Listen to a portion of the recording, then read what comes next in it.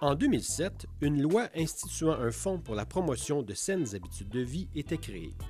Le but de ce fonds, financé à la fois par le public et le privé, était de favoriser l'adoption et le maintien d'une saine alimentation et d'un mode de vie physiquement actif chez les jeunes de 0 à 17 ans.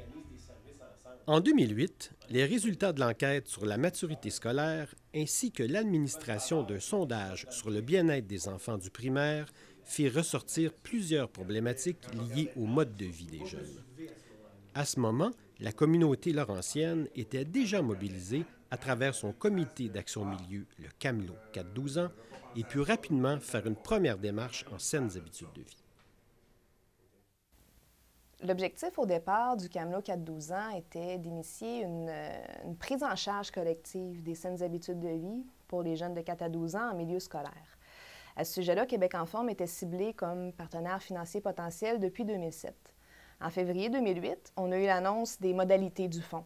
Donc, le fonds visait de soutenir une démarche de quartier visant l'acquisition d'un mode de vie physiquement actif et de saines habitudes alimentaires, mais pour les 0 à 17 ans. À ce moment-là, au niveau de la concertation, on s'est dit, bien, parfait, on va élargir à tous les comités de concertation qui pourraient être interpellés.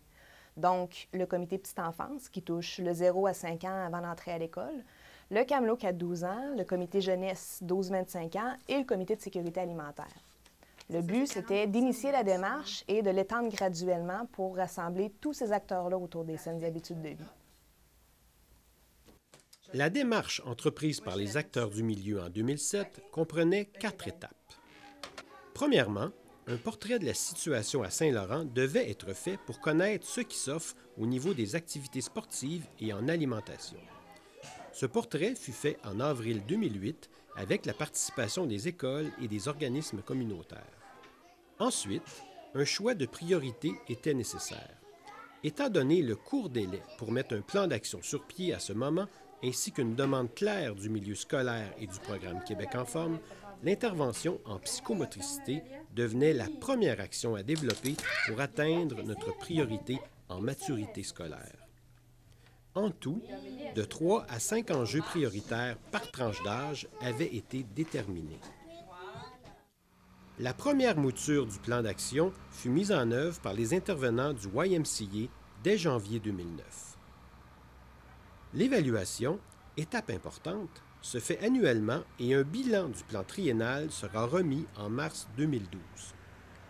Cette évaluation sera utile pour mieux comprendre la démarche et élargir les futurs plans triennaux. Tous y participeront, le milieu communautaire, les directions d'école et tous les intervenants impliqués dans la démarche.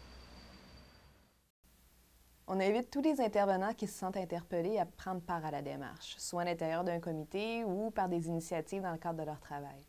On veut outiller les intervenants parce qu'ils sont aussi des modèles pour les jeunes. Comme le dit un vieux proverbe africain, ça prend tout un village pour élever un enfant.